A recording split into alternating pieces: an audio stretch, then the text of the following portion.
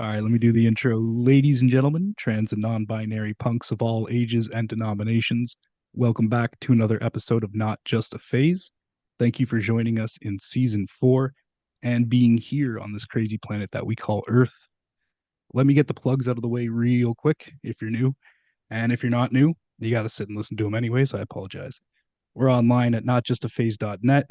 We're on Instagram and TikTok at Not Just a Phase Worldwide. We're on Twitter at NJAP Worldwide. And we're now on Patreon at patreon.com /Not Just a Phase Worldwide. If you want to check out video podcasts, bonus content, and see all of our pretty faces, that's where you go. It's the moneymakers. It's like $2 a month. You can afford it. We'd appreciate it. It helps put gas in the tank, so to speak. Today, I have the honor to speak with the craziest band to come out of Michigan, legendary Flesh and Blood Robot. After what I'm calling an 18-year hiatus, the metalcore gods have blessed us by reuniting for some shows and hopefully some new material. I'm going to ask. I fondly remember being 15, clarified that, 15 years old when I discovered this band and first heard their debut album, The Sound That Revolvers Make, and I was instantly hooked. There's gorgeous soft parts, panic chords, chugs, mathy scales, technical arrangements of the strangest sounding notes and chords I'd ever heard, and 28 minutes of the finest chaos. And as a bassist, I also want to say that this album has some of the best and most unique use of bass I had heard in metalcore at the time. Definitely not just following the root note the whole time. So that was a big thing. Very cool shit. Eric will very much appreciate that. And I'm very psyched to have them on the show today. So guys, welcome to the show. Thank you so much for coming on. How are we all feeling today? Good. Thanks for having us, man. Yeah, thank you. That was a very nice intro, by the way. Thank you. That was very sweet. Thank you. I wrote it myself. Chris Fox from Flesh and Blood Robot. You're about to hear The Flower and the Corpse on Not Just a Phase.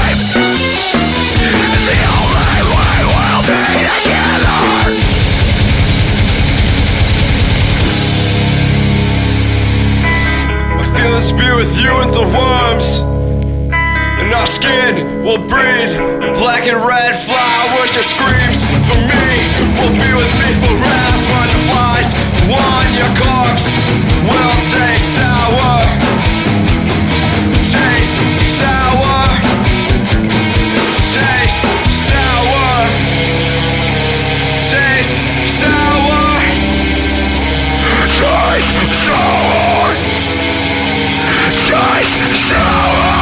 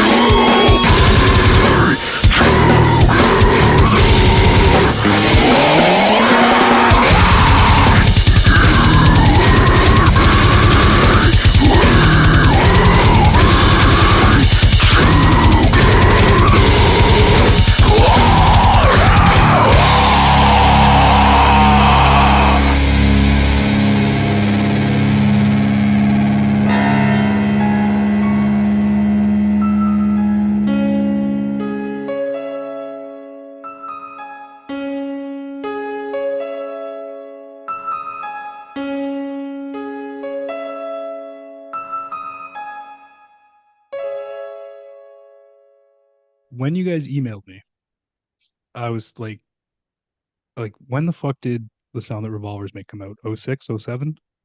Oh, 5. Yeah, well, 5. 05. Wow. Okay. So I think we recorded I, it in 2004. Mm-hmm. Yeah. I was shown your band after smoking what I was told was wheelchair weed with this dude who used to film like metal bands and shit. He's like, "Oh, you're gonna love this, man. Check this out." And I just smoked like medical weed, I guess, which wasn't really popular when I was 15. Wheelchair weed. What the fuck? He's just so high puts in a wheelchair. Yeah. And he showed me, and I was like, "This fucking rips," and I loved it, and I listened to it for so many years. And then just checking my email one day, and I see a message from you guys, and I'm like, "The fuck?" Like 15-year-old and he's freaking out. So I gotta ask before I even like get into anything, how the fuck did you even hear about this podcast? Meth. You interviewed Seb for Meth. Seb from sorry? From Meth? Oh, we did an article. Yes. Yeah. And so I saw that come out, and I was like, "Oh, rad!" And then I checked out like a back catalog of stuff that he put out, and I was like, "Okay, cool." Like this guy seems like he's out and cool stuff. So Yeah. Meth are the homies for the other band. Yeah, they rip. Yeah, Andy from his Instagram is Stop Calling Them Screamo. He wrote that article for them. That's the first and only article he's written for Not Just a Phase right now. And his write up was awesome. And that new Meth album is fucking It's really insane. good. Yeah. Those guys rule. Yeah, they're crazy. Cool. Okay, so that explains how you'd heard of us, because I was like, how the fuck is this band? Is this band a band? Like I had to wrap my mind around it because I'm like, I definitely haven't heard anything since I was like 15. But we haven't done anything since 2006. So Yeah. Actually, we haven't played. We broke up in 2006, but we didn't do anything that year. that's what we did. That's what we did. That was our one contribution to that year. We broke up. Just a very long hiatus. Yeah, Not I'd say so. necessarily. I mean, I wasn't even. I don't even think that we had intentions of trying to reunite. Yeah, never. Until there was. Well, I saw you. Like you guys came in for the See Next Tuesday burger, and you were talking to me about Wax Vessel, asking about doing the first record, putting that out. And then I was like, well, I'm in a band, and Nico's in a band again, and Eric seems like he's probably bored. So. He's bored. The See You Next Tuesday burger. Yeah. So my day job is I work for Kuma's Corner in Chicago. Okay. So like our whole thing is like we're a metal burger joint. We name our burgers after metal bands, and been around for like since 2005. And that's just like they've been doing that forever. So when these guys did their reunion and they came down to play a show in Chicago, I hit them up and was like, let's do a fucking burger because I want to call it the Cum Burger. So That's perfect. My on the audio podcast, my buddy who wrote the theme song, his Instagram is at If You Count the Fetus, which would also be a great burger name. If you count the fetus burger. Fucking disgusting. Yeah, I told him I'd be interviewing you guys, and he was like, "What the fuck?" Mind blowing. That's awesome. That's been kind of like the response, and most people have been like, "What, that fucking band?" Yeah. Yeah, very cool, very cool. So, for the listeners who might not be watching and who might not know, can you just say your name and what role it is you play in Flesh and Blood? Yeah. So I'm Nick. I play guitar. And I am Chris, aka Fox, aka Chris Fox. And I do the vocals. That's my dog. I was wondering, I like, what are you looking at? Is somebody else here? Okay. So before I start asking about you, like I said, I've been listening to the band since I was like 15, so I'm gonna fanboy a bit out here. You guys emailed me. I was shook that you'd heard of the podcast. That blew my mind. Do you guys listen to any podcasts in your free time? I listen to a lot of podcasts. I work on my computer a lot during the day, so I usually have a lot of podcasts running in the background. It's something that I'm usually drifting in and out of. So I couldn't tell you like an actual episode that I listened to all the way through anytime recently, but it is something that I commonly do. and I don't listen to any like music related podcasts, but I listen to uh there's a tattoo podcast called No Lies Just Bullshit that I listen to quite a bit, and I'm a pretty big Magic the Gathering nerd, so I listen to like the Howling Salt Mine and Play to Win and stuff like that. Really? Magic the Playing with Gathering. power. Didn't expect that one. That's why I'm here in Chicago, is for the Magic convention right now. Are you serious? Yeah. Oh wow. Starts tomorrow. Cool. Cool. I never got into Magic. I played Yu-Gi-Oh for a bit when I was like a virgin, but I never I'm not ripping on you, man. I host a fucking podcast at 33. We all got nerdy shit. Right? You're all good, man. I'm not ashamed of it. Oh, clearly. Yeah, you gotta own that shit, right? So what kind of that kind of trails into what I was gonna ask. What kind of hobbies and passions are occupying your free time? I guess you got your Magic thing going on. Yeah, I mean that's anything where I have free time is just absorbed by Magic. I'm a tattooer by profession, so I also like do a lot of fine art painting and illustration stuff. And whenever I can, I like going backpacking quite a bit. That's cool. Did you do the Flesh and Blood work? Did you do the artwork for Flesh and Blood? Uh, on the original album, is that what you're talking about? Yeah. I'm assuming. I did some of it. Most of it was done by an artist named Dave Clock, who is now like huge in the like screen print art world. And he's fucking amazing. But he was, at the time, he lived in Ann Arbor, and he was involved in something called the Metal Frat, which was like a frat that held like house shows in Ann Arbor. And he threw us some designs back in the day and let us use them. Okay, cool. Very cool. I guess I'll talk about me then. Yeah. I mean, I work a lot. Luckily, my job is pretty rad, so I get to work with bands and stuff like that. So a lot of my day is taken up with just doing work shit. And then I try to climb in my free time, go bouldering and things like that. And then I'm in a band in Chicago, so that's another thing. Other bands. Yeah. I forgot about that. That I spent a lot of time doing. Playing just, I mean, like I've been very fortunate, like recently, to have a lot going on with music. So a lot of my free time has just been playing guitar. Well, feel free to plug it. What's the other band you're working with? It's called Dust Biters. Okay. It's like a post-hardcore kind of band. Oh, sick. Yeah, it's fun. It's definitely it's a stretch and a reach from Flesh and Blood Robot, but it's been a lot of fun and very challenging. And what the fuck is bouldering? Some form of rock climbing? It's exactly what it is. Yeah. Okay. Yeah, I'm not sure where the term comes from, but basically it's like the part of rock climbing that you're doing without a rope. Like it's usually small, short walls. You know, it's from boulders. That's what I figured, but yeah,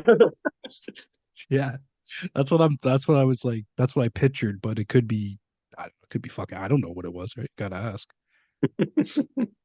Seems insanely dangerous. Never been my thing. I tried the rock climbing thing once and could not get a grip of it, so to speak.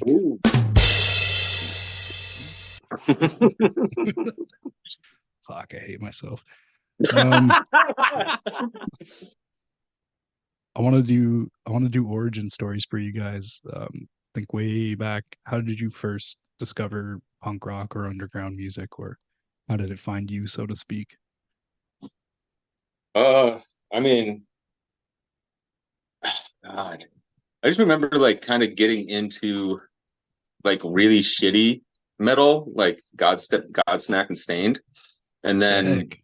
Through that I met people that like didn't like those bands, but they liked other bands around them, and so like they're like, hey, if you like that, try this. And like that's when I got introduced to like more new metal bands from like friends handing me like Cold Chamber and Slipknot and things like that. And that kind of like was my life in high school. Was like I was just a big new metal kid.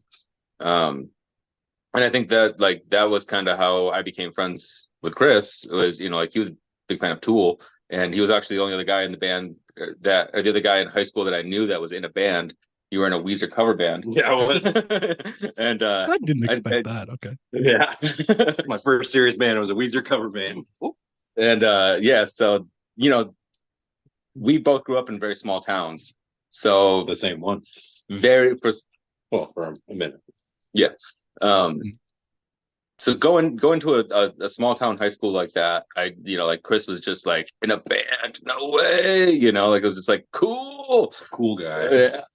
And and so like I wound up like making like my friend circle wound up being into like a lot of different types of music, a lot of different punk and metal and shit like that. And so like that's what started me down that journey.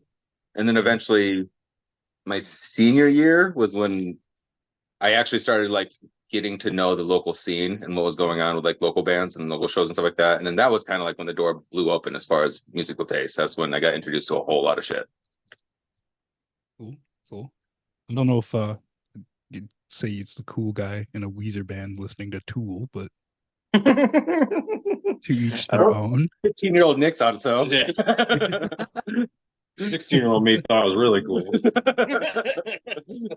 So how did you end up becoming so fucking cool then? How did you get into this? I was just really born that way, I hear you. I feel that. I feel that. I was like surprisingly really popular in high school. I have no idea why.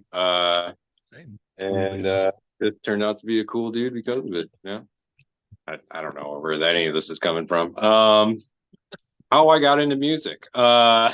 Let's start there. Specifically like punk music and underground. Punk music. As far I was like super into punk rock when I was a kid.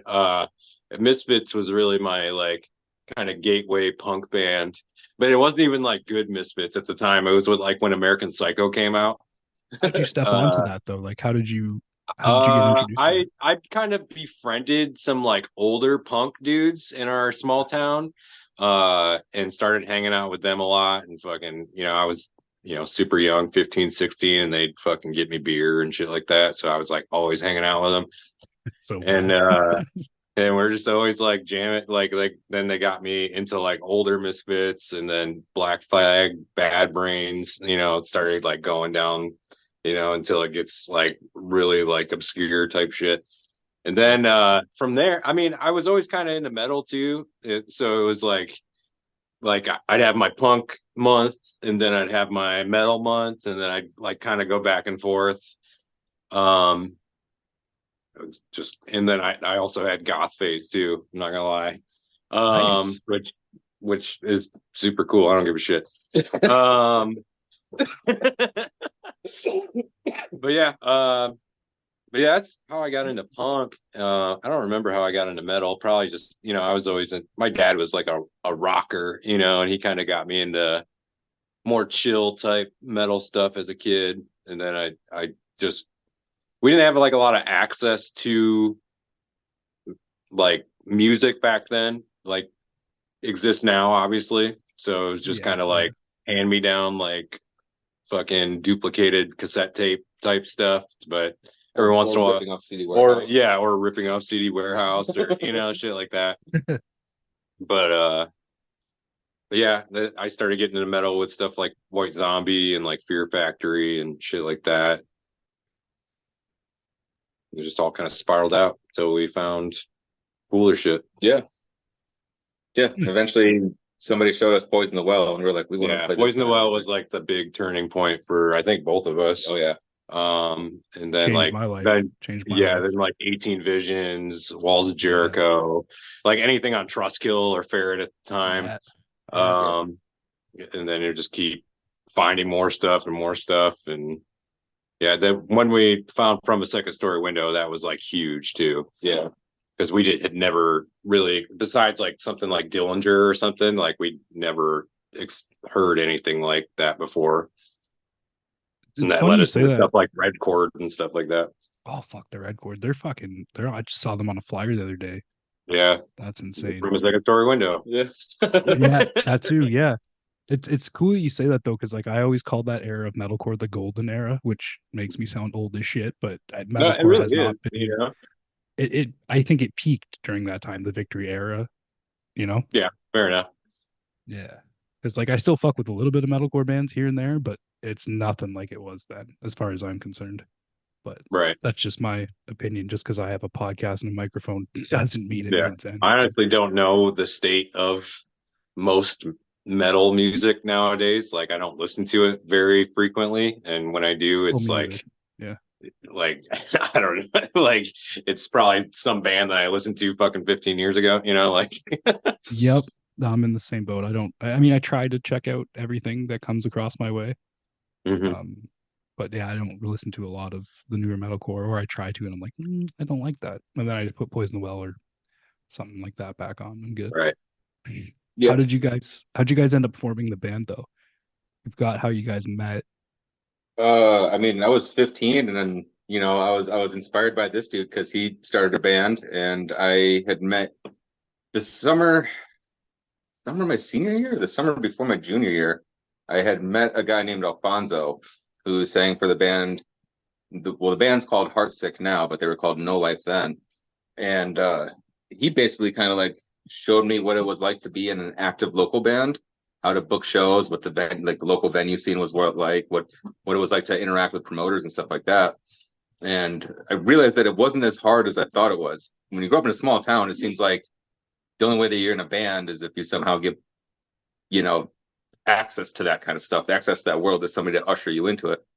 But basically, he kind of showed me the punk rock way of doing it. Show up with amps and ask for a show. And that was when I started like working with our old guitar player Matt. We started writing stuff at his house. And then Carl, our original drummer, was I think the only other person in our school that knew how to play drums. And we happened to be lucky that he was into metal. So he started jamming with us. And we just started to formulate a song. And I think that was when we asked Chris if he wanted to join, if he wanted to come and hang out and sing for the band. And that was when we were like, that was like the new metal era of Flesh and Blood Robot. We were called One Way from Breathing. There was also another singer, Kellen. So we had two singers at the time because that was the cool shit, like Linkin Park style.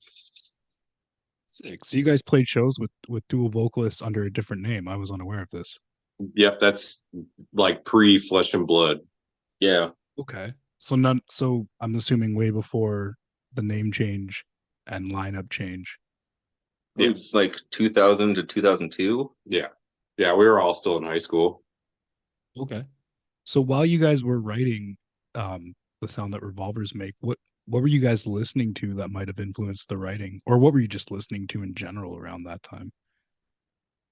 Well, so that record was like it's a hodgepodge of different eras of the band.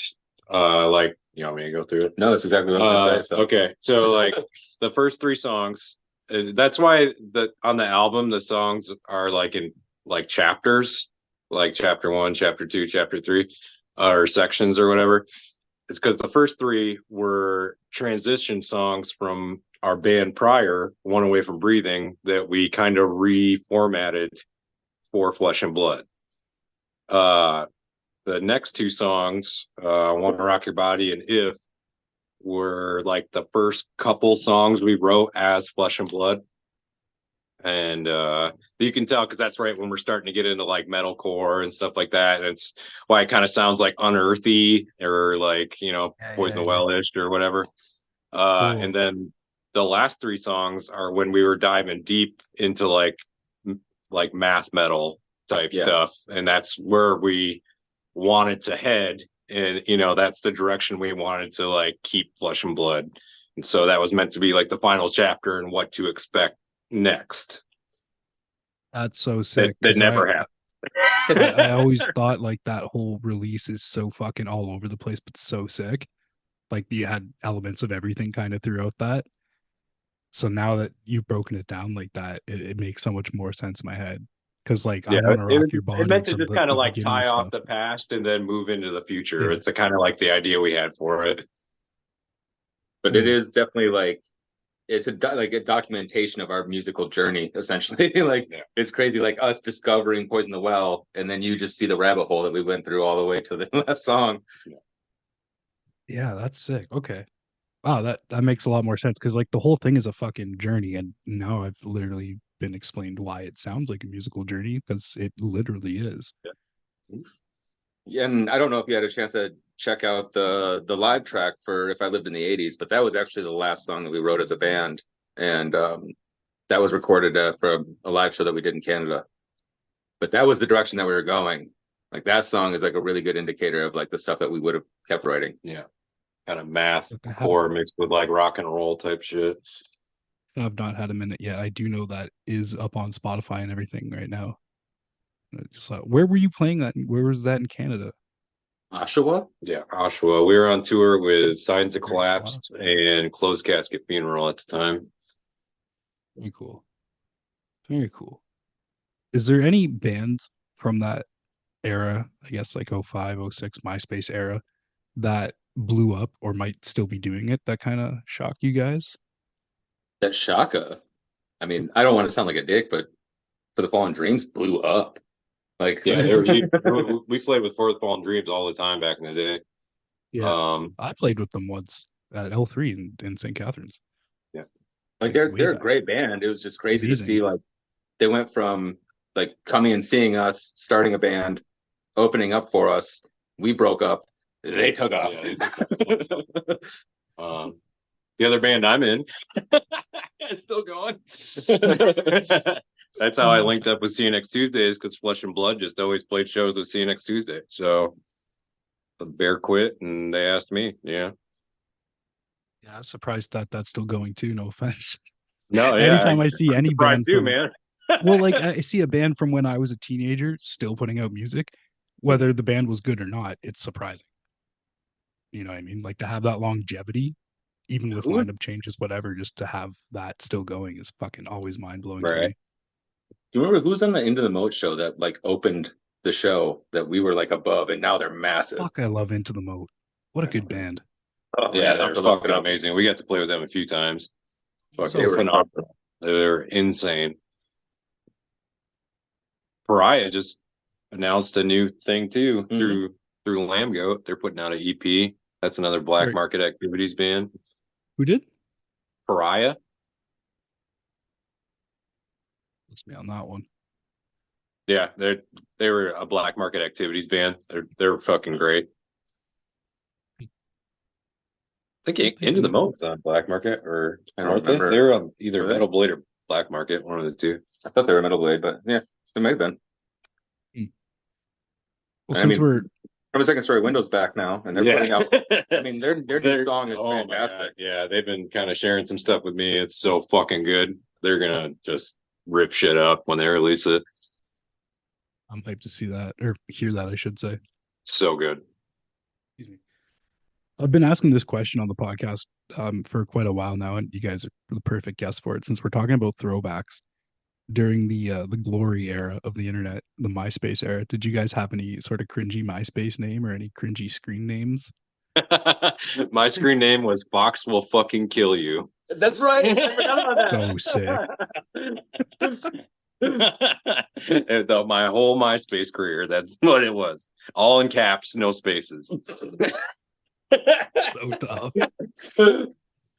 I honestly don't remember at all, but I will say this: when we were talking about doing this reunion, I used the Wayback Machine to go and like see what I could find that was on the internet, and somebody captured our MySpace page like just after we had announced that we were breaking up, and the comment section was very cringe, and it was like, God, people were offensive as hell back then. Jesus Christ. F bombs after F bombs in the comment section. Yeah, the internet was a little fucking lawless land.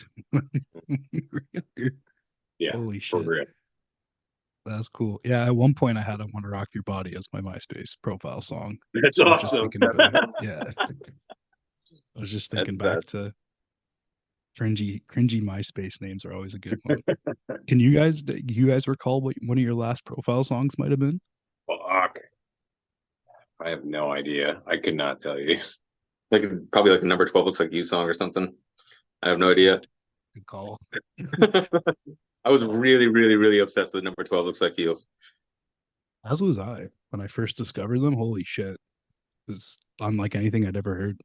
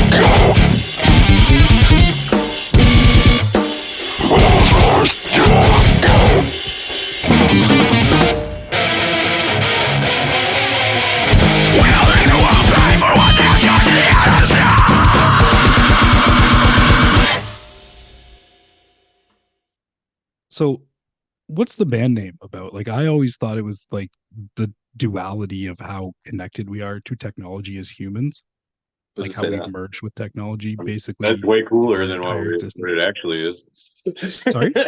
That's way cooler than what it actually is. Okay, no, I want to hear what yeah, because that's It's my just a reference interpretation. to a zombie. Sick. Okay. Yeah, I pulled it from it. We're having like debates about what book it came from, but I think I got it from this book called The Zombie Survival Guide. But they're saying I got it from a book called The Encyclopedia of Monsters, which I also own.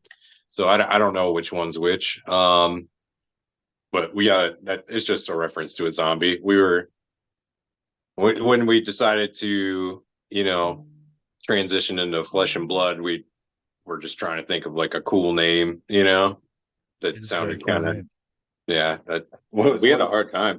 Shadow in the top hat. Yeah, Eric said that the other day. That was like the second runner up. I'm so Shadow glad in we the didn't- top hat. So glad we didn't go with that name. I mean, it does sound pretty sick. It sounds mathy. I don't know what it's about. I don't know how we came up with that. I love Probably when I trying ask to think band of name. something spooky. I love asking band name origins because sometimes they're like, I don't know, it sounded cool. Right. We were really into Zombie Flicks and Aqua Teen Hunger Force. Yeah, So. that was our huge thing back then. Oh man, Aqua Teen is so fucking stupid. It's great, but it's so stupid. It That's kills where we my got brain the title cells. for "I Want to Rock Your Body." True. Yeah, it's a Carl True. quote. Fuck. Carl's got to be the worst character. It's just the worst. I know character when you who peel loves back to- the layers, we're not that interesting. No, not at all. I'm not trying to peel back late. Well, I guess I am. Kind of.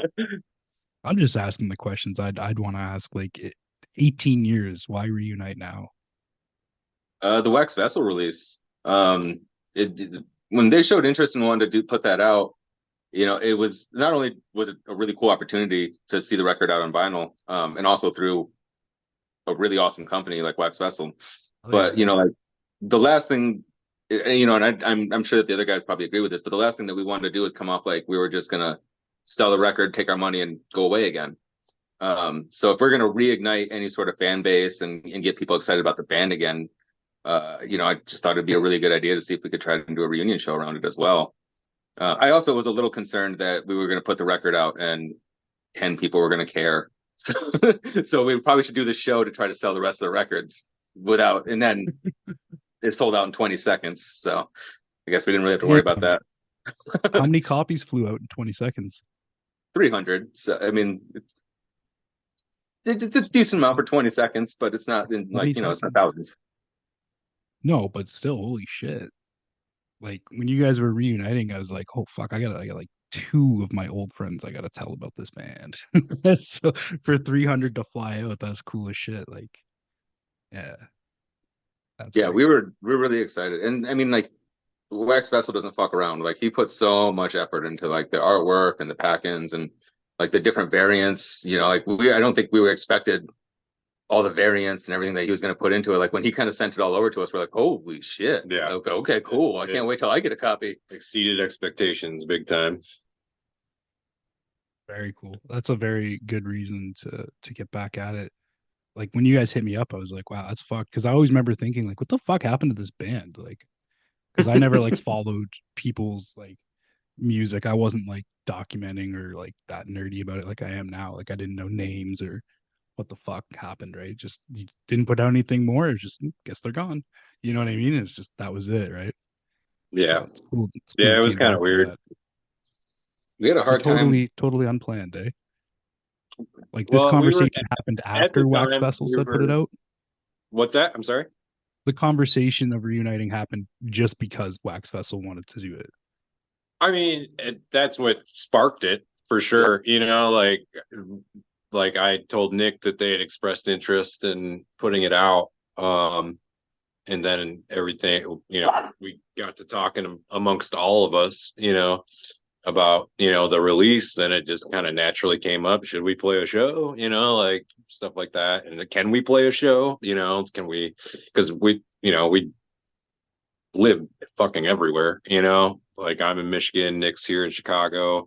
Our drummer Nico is now back in Michigan. I think so, yeah. He's moving back, and then Eric's in Colorado, so it's kind of like a logistics nightmare, but we found a way to make it work. We just had to, see if it was doable. The modern technology helps a lot. Yeah, we were big time. able to. I could tab out what I could remember, and I could send it to the group, and then they could fix what's wrong and add what they could remember, and then I can fix what's wrong, and we just slowly chipped away at the songs until we figured it out. And then, I mean, luckily our drummer Nico is just a machine at drums, so he just had to rehearse the songs a couple times until he could play through them. So yeah, that must have been a process to remember something from so long ago that I'm sure you probably haven't riffed in like 18 years. Like, holy fuck. yeah, they were nice that I wanted to throw my guitar against the wall because I couldn't figure something out. It was really hard. So let's do the promo thing. Where are you guys going? Where's the tour dates headed?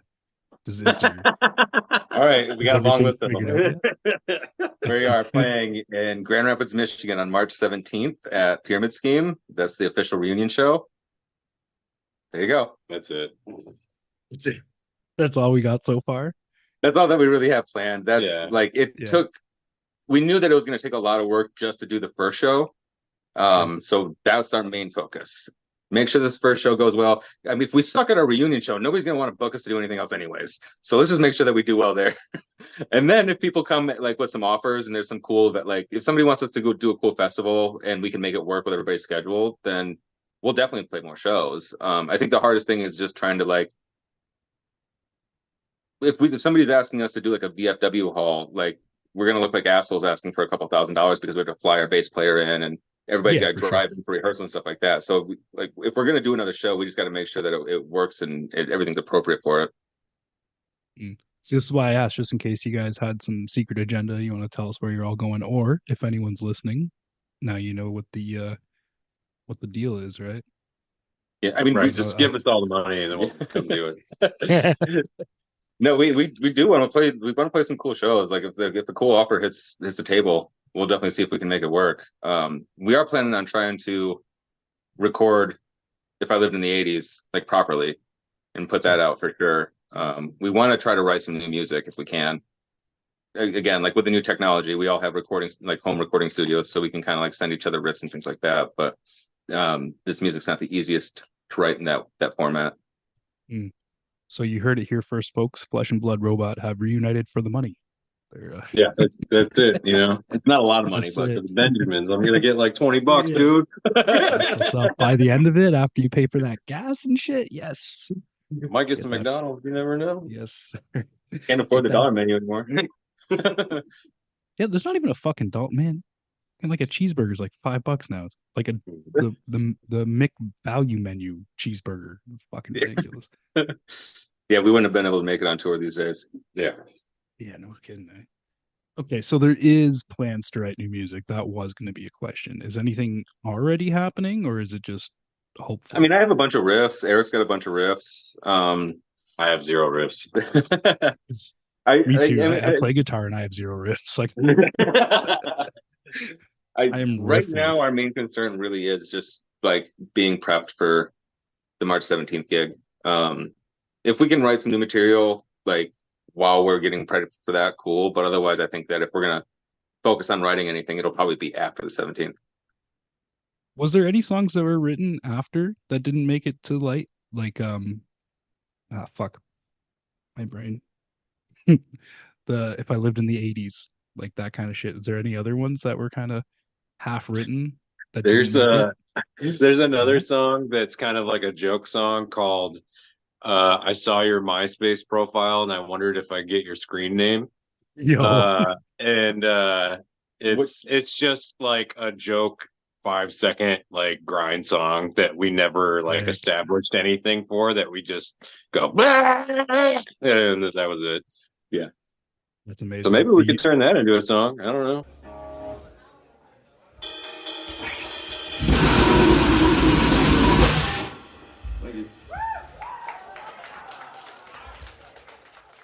You should But do that. really, that's it. I think we're actually writing one more song. We Yeah. never finished it, but I don't remember anything about it. I like Yeah, that we started to uncover one of the riffs the other day, but I think me and Eric both got stuck on it and couldn't figure out exactly what it was that we were trying to do. I like that you introducing that song title would be longer than the duration of the entire song. Yeah, totally. That's why we did. I mean, That- back then, long song titles were super cool. So fucking cool. We were just staying on trend with it. Yeah, when you read through that, the sound that revolvers make, you're looking at the titles, you're like, that was very of its time. Yeah. For the track titles for sure. Although we didn't have the month or the season in anything. So Damn. we did a good job with that. True. And you know what? No movie quotes. Not a single movie No. quote in any track. Now there's a whole Which was- song that's all movie quotes. Yeah, and we took it off the Spotify.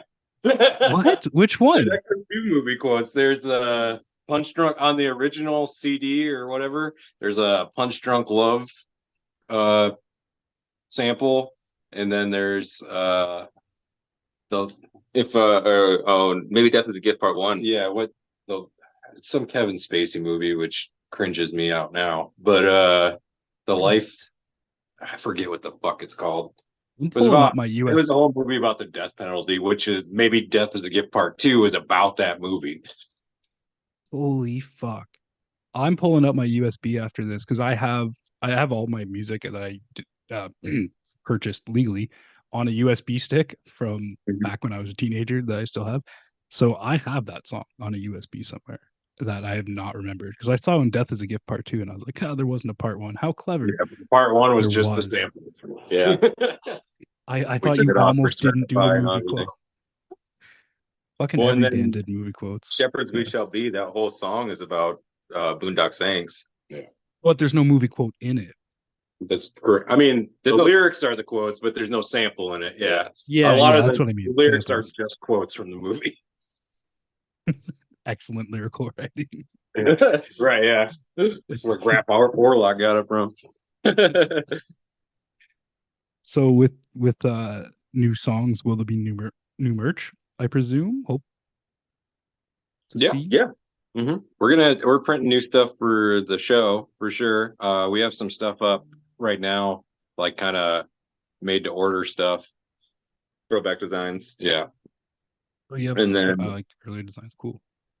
yeah, and we got some new stuff that we're printing, some cool like different merch items than you probably normally see on a merch table. Yeah, should we even talk about it? I don't know. We can tease it. We can say that we're gonna have some cool shit. The reason why I'm here in Chicago. There's You the guys, hint. you guys bringing back the gold foil merchandise or what? Oh shit. That shit was so cringe. See you next Tuesday. You used to do this shit one time and it bummed me out so hard. So sick, dude. I loved gold foil merch. Fuck that. It was so cool. There was an awesome Didn't despised wear off icon. after like 3 washes. Yeah. Yeah. Or just get all shitty and like crackly. Yeah. Yeah, that shit was dope. Man. With let's say you could get the offers and it was logistically possible. What band would you love to share the stage with that you haven't? The answer, well, Poison the Well. Yeah. I think we've talked about them enough. Never Then enough. Never enough. right, Yeah. Red Chord, which Fuck is yeah. always the goal, is to play with Red Chord. They were like our gold standard. Not Yeah. only did Guy run the label that we wanted to be on, but he was in the band that we wish that we were in. That's sick. That's sick. So with so many bands reuniting recently, is there a band that hasn't reunited yet that you would love to see do it? Deadwater Drowning. Ooh, Sorry? they did reunite. Did they? Yeah, like a few years ago. Actually, Mo from Raising Kubrick played drums for him. Deadwater Drowning was the band. Okay. Another Black Market Activities band had Nate Johnson from Nate Johnson Through the was in Eyes. Premonitions of War, Through the Eyes of the Dead. It was Yeah. his band before all that shit. No shit. Okay, wow. Yeah. That man's got some fucking pipes on him. Yeah, Holy Nate's shit. fucking amazing. He's a fucking ghost now. I have no idea where he's at, but back then he's crushing it. Yeah, I haven't even heard that name since he joined Through the Eyes of the Dead. Fuck, that was powerful, man. Dude, he's insane. And see you next Tuesday. We got to do a tour with Through the Eyes, Nate Johnson era, and Red Chord, all the same tour. And Nate taught me a bunch of vocal stuff. Gunface from Red Chord taught me a bunch of vocal stuff. It was like a dream come true tour back then for sure. That's nutty. That's nutty. Did you guys have like a favorite show or tour memory when you guys were doing it? Oh my Something God. that stands out. Our tours were so fucking DIY, man. It was rough. They were dude. fun, but they were rough. It was like the cusp of the internet had like just kind of started, right? So booking anything. I mean, you had it was the all through internet, but it MySpace, wasn't. Yeah. I was gonna say you had the internet, but not the way we do now. You show up and just hope fucking kids knew about it, You just relied on the promoter to actually get the word out. Right. Yeah. Properly, Some shit would be awesome, and more often than not, it would not be awesome. But you played the fucking 3 kids, and hopefully one of them bought a shirt, and then you move on to the next show. But I mean, we got to play the worst memory then. Oh, the breakdown. Yeah, the trailer breakdown, and that was awful. We got stranded for like the Durango. Yeah, the wheel broke. Yeah, we were stranded in Florida for 4 days. Yeah, over New Year's. Oh, sick. Yeah, it was great. Jesus. But shout out to Trent. Our buddy Trent used to drive us around in his Durango, and we just hook a shitty fucking DIY trailer on the back of it and fucking tour. Yes, we did. But yeah, did not have fun, eh? Dude, it was rough. There was definitely like golden moments that would stick out, but they were less frequent than the shitty things that happened.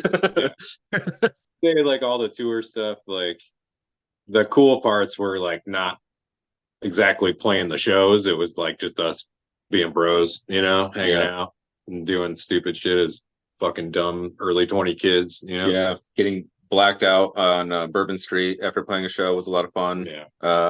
Sleeping on the Pensacola beach because it was just beautiful out, and we didn't have a hotel or anywhere to go, and you could do that there. So we crashed in the van and slept on the beach.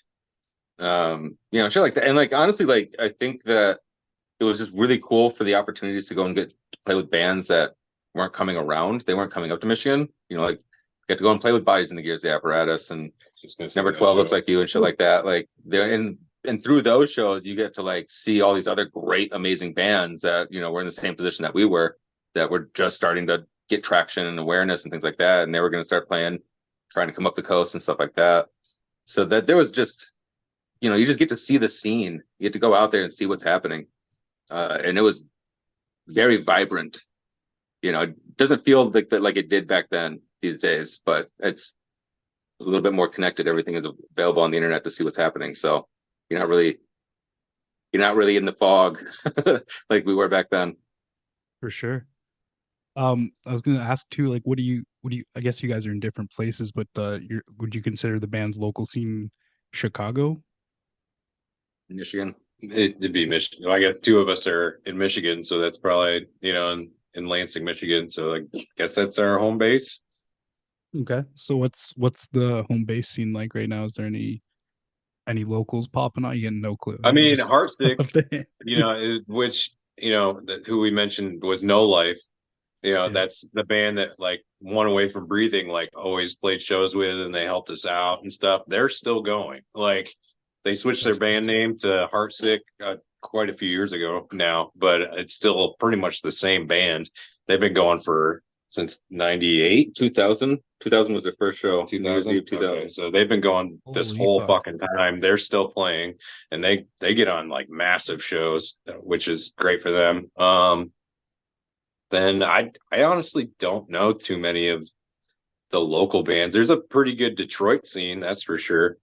But other than that, I'm not positive. When I'm home, I just go to work and then I go home again and play Magic. The COVID sure. shut down a lot of venues in Michigan too. Like a lot of there was like a good 6 months that Lansing didn't have a single venue at all because everything was closed down. That sucks. Yeah, that I get that. I get a lot of that when I ask, because I always ask like what the band would consider their local scene and what's happening in it right now. And some of the older guys are like, I have no fucking idea, or they go like, yeah, we lost a whole lot in COVID. It's usually one, if not both of those answers. Unfortunately, that shit happens. Yeah, I mean, Chicago. There's 2.7 million people here, so there's a pretty good vibrant scene of shows going on. Lot happening here all the time. Yeah, I know a little bit about Chicago. I've interviewed a few Chicago bands. There's quite a spectrum of music, all different subgenres of punk rock going on, shit like that. I got some slightly stupider questions I usually like asking, because I assume no one's asked you this before. I'm hoping. Please. You guys have like never heard a full episode of this podcast, right? I've not. Nice. No, sorry. Apologize. No, I meant to make time no. for it. I'm sorry. No, don't be. I appreciate the honesty. I that's why I'm asking, because I asked some dumb shit at the end. Feel free to change names or just not answer the question at all. But I always like wondering. Okay, it's gonna be like that. What's the most illegal or dangerous thing that you've done in your life? Life. Oh Sift through all that debauchery. I mean, there was that time that you tried to take Bengay over the Canadian border. The speed pills in Bengay, when like the border patrol guy was like, "What's this for? Did you get high off this?" I don't remember this at all. What the fuck is Bengay? Like you rub like for muscles. For like sore muscles, it cools them down, loosens them Can't up. But I don't remember this at all. You just had it in the car. Yeah. Like, I think you had Bengay for your knees for driving because you always drove everywhere. Oh, And like then you had like speed pills for driving. And like the guy just like gas station speed Yeah, pills? yeah. Okay, And- I was like, I've never even bought speed or taken it. No, it's like like Yellow Jackets or yeah, some okay, shit. yeah. and like, No, I just not remember real, the not real border speed. Gas patrol dude station like opened the speed. door, pulled that stuff out, looked him dead in the face, and held up the Bengay and like the Yellow Jacket pills. Like, what, you mix these together to get fucked up or something? I don't remember He this at all. goes, "That's for my knees. That's so I don't fall asleep."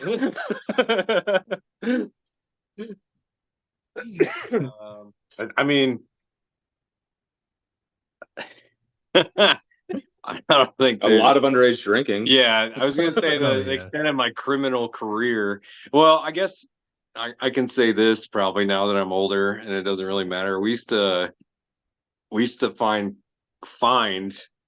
car hoods and chain them to the back of my buddy's pretty much monster truck, and we'd get in like full like football like pad padding or like hockey padding, and we'd ride on the car hood through cornfields while he pulled us on the fucking monster truck going like 40 miles an hour. We That's grew gotta up be like, the most. yeah, we grew up in a really fucking small town. That's gotta be the So, most like, redneck shit I've ever heard. That's yeah, one of the it most. really That's is. Dude. We fucked. just get fucking wasted. We're probably like Cornfields. 16, 17, and then like totally do this super dangerous shit. And we'd like totally destroy people's cornfields too. So it would like fuck people's crops up, which Oh, we didn't really think of at the time because no. we're not like we're farmers or anything, you know, but Yeah. fucking, you know, and plus we're finding hoods. Right. That might be. I mean, I don't know. I jumped off some pretty sketchy bridges into rivers. That was that. I shit. probably definitely could have died doing that shit, but I don't know. We were 16 and drunk. Oh, you're just jumping off bridges while drunk. That's fine. No, into water, like Yeah, into yeah. a Well, very very sketchy river.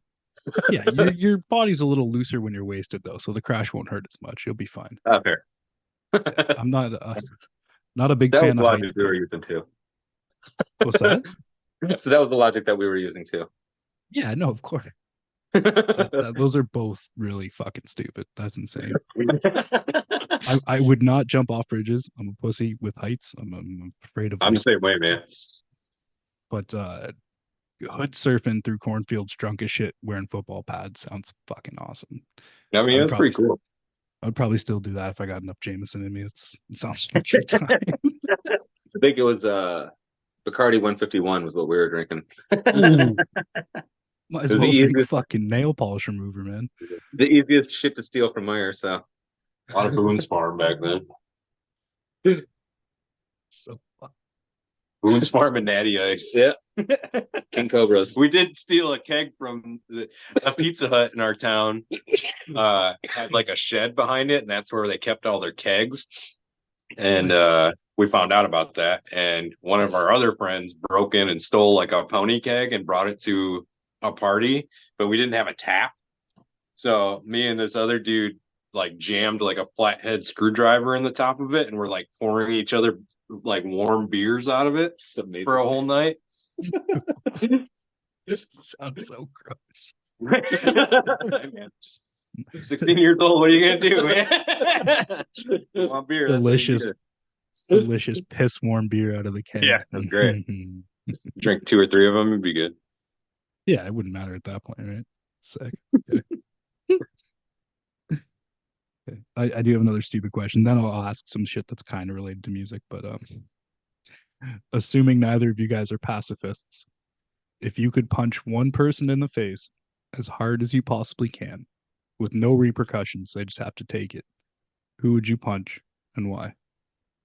Oh, there's so many.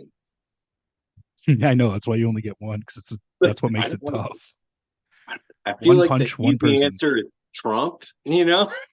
Oh, we get a Like, lot of that. Yeah, we get a lot. yeah, Of that. you know, like there's not too many people like I have like you know, especially being older now, like and kind of just like drop all the grudge shit and just live your life type stuff Sure. and kind of hope for more like positive vibes in the world. But I mean, Not me, but good for you. That's Yeah. not I don't really have anybody that I feel that negatively towards, to be honest. You know, like I get annoyed a lot though as an adult. So it could just be like a different random person I don't know from day to day. If you could line up both singers of 311 so that if I punch the first one, I'm gonna fight you. what was that? I didn't We hear that. also have Rick from See You Next Tuesday sitting with us right now, and 311's his favorite band. Eric, welcome to Not Just a Phase. I'm sorry about your favorite band. That's terrible, terrible choice. Oh no.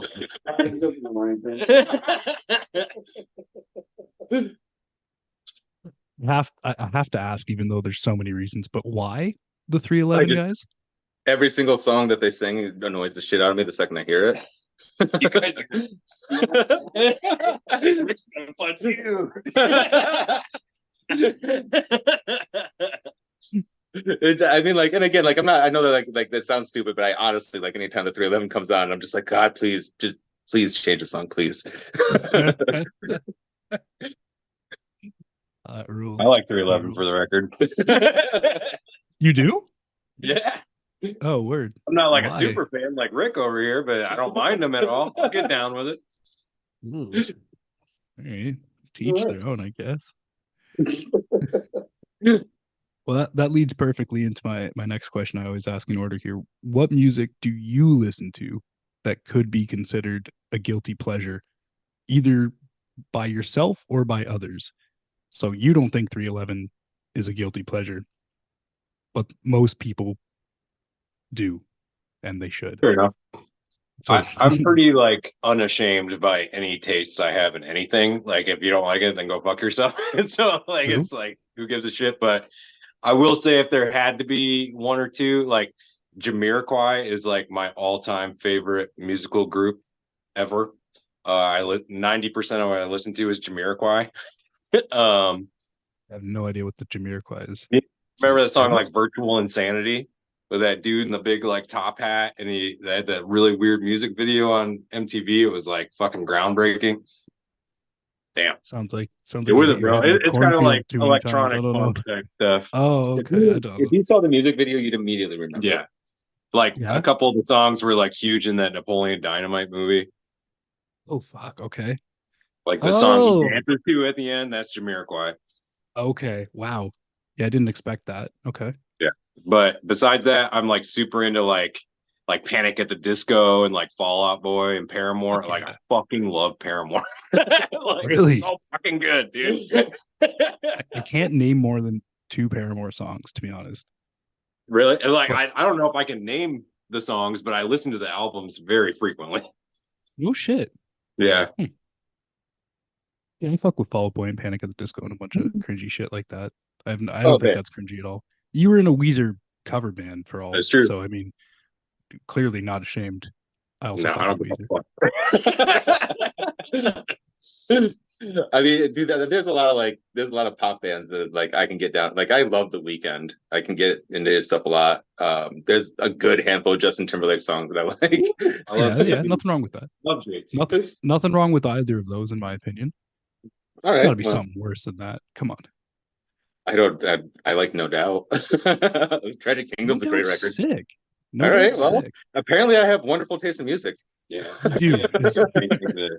Yeah, I thought Paramore was gonna be like Yeah, the I know, breaker. No. Anyone who hates Paramore is an idiot. That's just terrible. You don't listen to any, like, I don't know, something really weird. Do you still listen to new metal? Yeah, new metal's great. I mean, some new metal is great. I was gonna say, hold on. Actively listen to it, but if like System of a Down came on, I'd be like, this is fucking tight. You know, like Oh, I love System. Deftones. I never considered Deftones really to be a new metal band, but like I if don't they came get on, I'd fucking Deftones. jam them hard.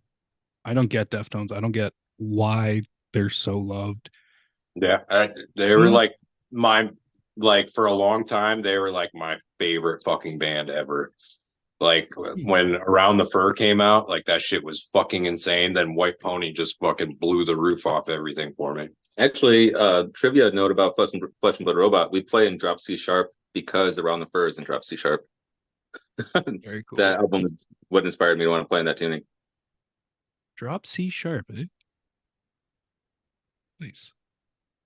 Fuck, no one plays in drop C sharp anymore. Us and Deftones do. That's it. And Between the Bear and Me. Okay. Sorry? I guess Between the Bear and Me does too. Oh yeah? Damn. That's what Rick says. I don't know if I can trust him. He listens to 311 a lot. But yeah, I mean, I went and saw Mudvayne last summer when they came through. I had a blast. Oh, wow. I mean, Yeah. I'd love to hear Dig, but other than that, I don't know any Well, Mudvayne. fucking Parsec just went on tour with Taproot, Yeah, which was fucking. I used to love fucking Taproot back in the day, man. That's a name I haven't heard in forever. Target So- nude. Oh shit. Full of Hell shirt. Very nice. What's the most unpopular music take what musical opinion do you have that probably isn't sick? I don't know. Gosh, I really don't know. I mean, pop country sucks, but that's like a pretty common, thing, except for people who like pop country. I think Ghost is really overrated. Yeah, Ghost fucking sucks, dude. Stage show looks cool as fuck. I'll give them that, but like, I know that there's a lot of people that probably fight us over that, but man, I don't that's for sure, dude. Yeah, well, since you guys have been in the game for quite some time, what's some of the changes you've noticed over the time in like the punk scenes and touring and the whole music industry, I guess? Back in our heyday, like negativity was like a big thing, like fucking crews, fucking fighting all the time. You had to just like mind your P's and Q's or just be a tough guy, and I've been doing stuff with See Next Tuesday the past couple of years now, which has been like a big culture shock for me because it's very much reversed, which I'm very happy about. It's more about like positive vibes, being much more accepting of things that aren't really in your day-to-day life, which is fucking awesome, man. Like it's positive vibes, man, through the roof. I'm super stoked on it. Yeah, the elitism aspect of the metal world has really kind of gone away, which is nice. Yeah, like we used to fucking be scared going to shows in Detroit, like back then it was like Detroit was huge Courage Crew territory, and like none of us were straight edge, and we're still really not. But back then it was like, don't fucking smoke or drink around these fucking people, or else you're gonna get the shit beat out of you, like stuff like that. Yeah. Or if you were in the wrong part of Detroit, you had to like, all right, who are we cool with that we know will like vouch for us and shit like that, because crews would show up and be like, we don't know who the fuck you are. What are you doing here? Not very welcoming, I see. Yeah, it was a weird, scary experience, like going into some places, like Yeah, you never knew like how it was gonna go, man. Like there was this giant fest that we got to play back in the day called Bottle Rocket Fest in Detroit, and it was like a toss up if there was gonna be some sort of fucking. I think there was some sort of gnarly fucking fight that happened, that somebody got like really fucking hurt bad. I don't remember what happened, but you never knew if you were gonna be that person that got the shit beat out of you, like. Yeah, I mean, like that was that, and like I feel the only thing that I feel like that's changed that might be a little negative is it feels like back in the day, the shows were the only thing that was going on. That was everybody's social lives. Like if there was a show happening, people would pull $5 out of fucking nowhere so they could get in. Nowadays, I feel like shows are commodities. Like kids go. Like don't get me wrong, I'm not saying that kids don't show up to shows, but it's not like we didn't miss shows. If there was bands playing, we were either on it or we were going. And now people could, well, I'll catch them next time. It's not as big of a deal. that's very true. Myself they were included, at the when I was show, they younger, were that's all I did. watching the show, not on their fucking phones. People are there to support and be part of the scene and be in the show, not just to watch a couple songs of the band that they like and then hang out on their phone. True. Yeah, we'd have our smoke breaks in between bands and then rush the fuck back in as soon as we heard an opening note or a tune-up. Like we're drinking in the parking lot, we hear a fucking someone be like, "Hey, get the fuck back in there." We bolt back in, right? Not quite the same anymore. That's a good point. I never really considered that.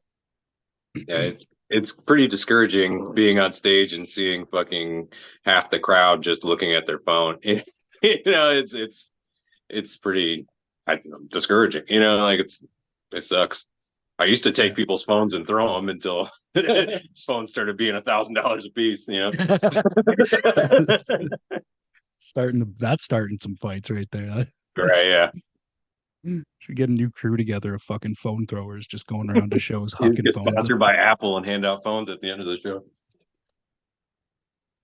Big endorsements. Big endorsements. Yeah. So what's the next big goal or accomplishment wait. for the band? Here's another Oh, thing wait, that you I've got some. noticed: Okay. the lack of cabs. So many bands are going to no cabs on stage, and they're just going DI through like head amp, like yeah. And I don't know if it's a bad thing. I've never done it, but it's just weird to see bands perform with just a drum set on stage. I haven't seen this yet. Yeah, I don't catch as many shows, nearly as many as I should, but every show I've been to, they've been rocking cabs on stage.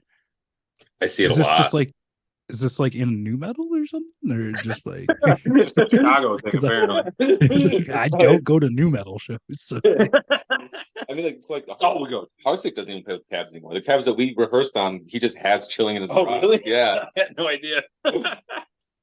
that's fucked up. Next Well, I mean, Tuesday has it's too gotta- many cats. It's got to be a lot more convenient for hauling, that's for sure. Like the main argument's consistency. Like you set your tone, you show up, it's always exactly the same. That's dope. And you don't have to haul a fucking 4x12 up and down flights of stairs and shit. Fuck that. Yeah. Yeah. I've done that so many fucking times. Mm-hmm. Yeah, I see the benefits immediately. I'm down with this trend. I'm all about it. It would look weird, but I can see why it's great. So what is the next big goal or accomplishment you guys want to do with Flesh and Blood coming back now? Go cabless? Yeah, that's the ultimate goal. Yeah, That's why we came back. go vocalist. Now that we don't need a vocalist list. Yeah. Well, now the black market activity is back. Maybe we can talk them into putting something out for us. That was our goal when we were an active band. So it's kind of like, well, maybe we can finally close that circle, make that happen. I think that'd be a very good happy ending for Flesh and Blood if Guy was like, yeah, I'll put out something for you guys. That would be cool. Would be cool. Oh, and the Alright, Maryland one Death last- Fest performance, because that was also That doesn't even exist anymore. I know, but it's something Yeah, that would be fair cool to do. Wait, Yeah, wait, we were wait, wait. slated before we broke up. We were slated to be at Maryland Death Fest, and just we broke up. So, Oh shit. but it doesn't exist anymore. So, Okay.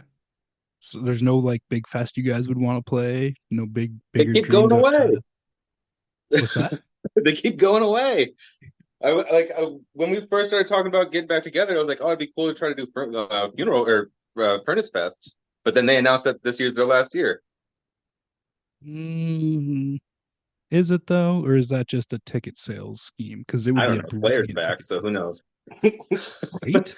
What the fuck? I saw it. It's funny. Like I saw Slayer was my first concert when I was like 13, and then I saw them when they were on their final tour.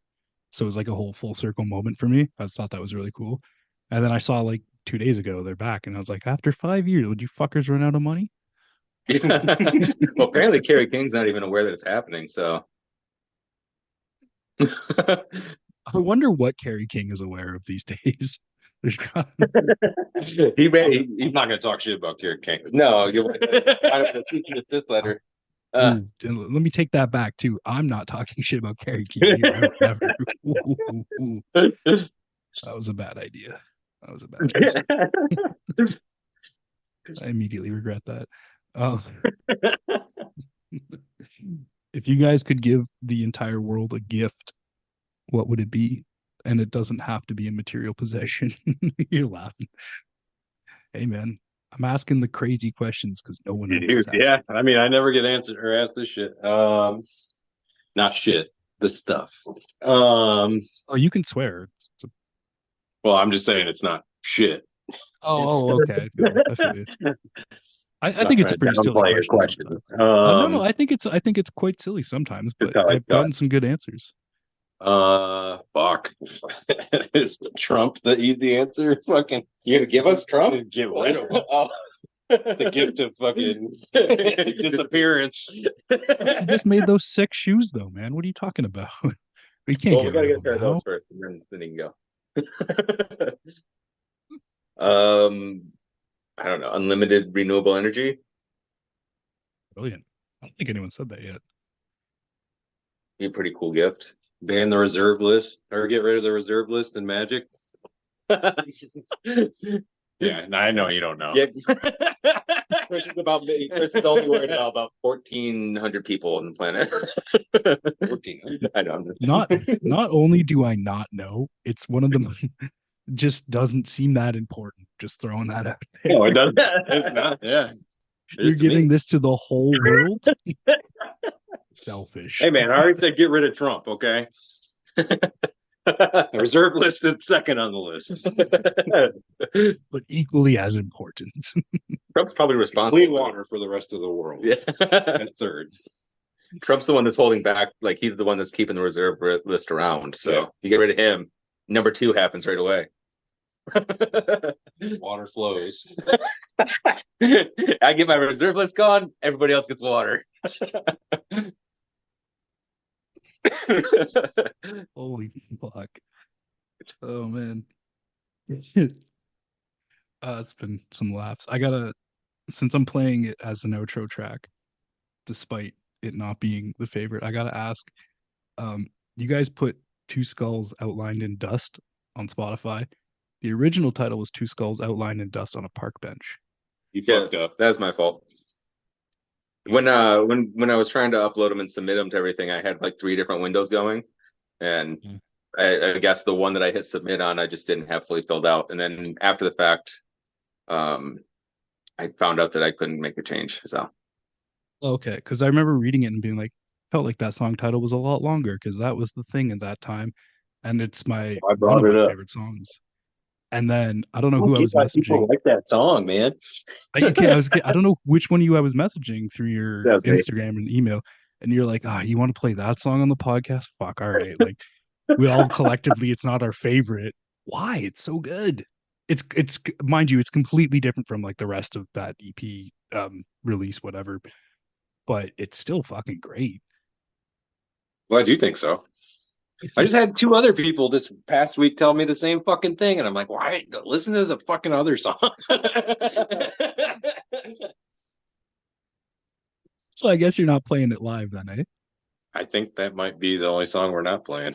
Yeah. Oh, I'd be crushed. I'd be crushed if I got a chance to see you guys live and I didn't see that. I'd be crushed. I don't even remember the week part. Yeah, maybe. I don't even think we were playing that song back in the day. Yeah. Yeah, we played that a very small amount of times. It's maybe I can't stand on my own 2 feet, by the way. Oh my god. I mean, if you can show up for Yeah, the show, if you want to come Dude, fucking sing it. I would love to. I would love to. I ain't I've done it in my fucking living close, room. dude. Like, I've done it in my living room like 20 times this week since I knew I was like on the pod. The stereo blasting, just my youth raging with me. It's good. Well, I man. mean, love next year's the 20th anniversary, so maybe we can try and learn the song. Who knows? that. Yeah, that's a good one. But yeah, do you guys collectively all not like it because it's the soft song? It's the It's the least like anything else that we wanted to Yeah. play. Like honestly, like even like Shepherds and I mean Flower and the Corpse has some like cool parts to it. I do like that song. But you know, that I would just prefer to like play stuff like the last 3 songs on the album. You know, like that's the direction we were going. That's the stuff I like the most. Like I like Rock Your Body quite a bit too. And If is still got some good parts to it, but you know, it's not the direction we were heading, you know. Like I'd rather play like the more like mathy type stuff. Okay. Stuff I enjoy Well, more. help me decide because I play 3 songs per podcast. And I was debating between maybe Death is a Gift Part 2 or She is New Flavor of Licorice to be the second song. Maybe Death is a Gift. Yeah. Yeah. Okay. It was tough for me. I have 4 written down and I'm like, fuck, I'm just gonna have to pick after. That's gonna annoy me because I hate having to pick only 3 songs. And I picked one that you don't like. And I'm playing it as the outro anyways. That's So I okay. just It's wanted not to about what on we the like. record. Yeah, we just wrote the It's about music. what you like. Well, it's your episode. I'm just, if you would have told me like absolutely don't play that song, I would have been like, well, fuck, all right. I mean, like, if somebody came to us and said like, "Hey, you could delete that song if you wanted to," we'd probably heavily consider it. But I don't know if we would get rid of it. Well, he would, I guess. Well, I mean, if you're never playing it live again, you technically deleted it. We already don't have a lot of material, so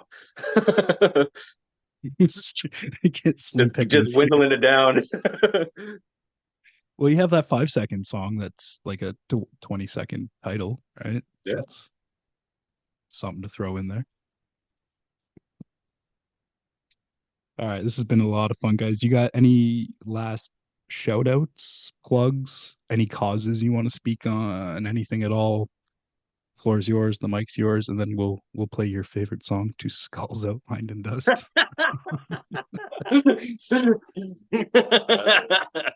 Woof. Just a nice soft way to just lead them out. Stand on my own 2 feet. Hey, if you're not gonna do the voice, don't do it at all. All right. Fuck that song. God damn it. Fox with I'm a strong man. Adult. God damn it. That's our cause. We just want everybody. Hey, man, sometimes your best efforts to be the hero fails, you know. I'll do my shout outs first. Other band, see you next Tuesday. We just released a remix album of our release from last year. It's called Relapses. It's kind of an industrial electric remix version of Distractions that just came out this month, February. I have 2 more projects. I have Bore, which is a studio project, kind of like experimental metal. We're working on a new release to be released through a label. I don't know if I can say it yet. And then a previous band that I was in while all these bands were on hiatus that I've been in, called Dead Church, is gonna get back together and finish an album we never put out. So I got some stuff coming. And I'm playing Magic this weekend. What's up? More You got shit to reunions for talk? the money. See you at a tournament. Yeah. For those of you who can't see, he is flexing hard right now. I guess my other band, Dust Fighters, we have a record out on Spotify. Just search Dust Fighters. It's either my band or a random weird card game that we didn't know existed when we named ourselves that. And the reunion show, March 17th. If anybody is stoked on the fact that we are back, please come to that show. We put a lot of effort and time into like the whole experience of the entire show. So there's a lot going into that. Some surprises coming. Ooh, I was gonna say fireworks, guest appearances. What's going on? What are you doing? Maybe. Streamers? I mean, we did have a weird thing Streamers? for fireworks when we We do toured. like fireworks and tasers. We have a lot of taser stories. Really? The new From a Second Story window track is great. Go listen to that shit. Go check out Relapses because it is fucking rad. That's pretty much all that I have to shout out. That's all that I really got going on right now. Cool.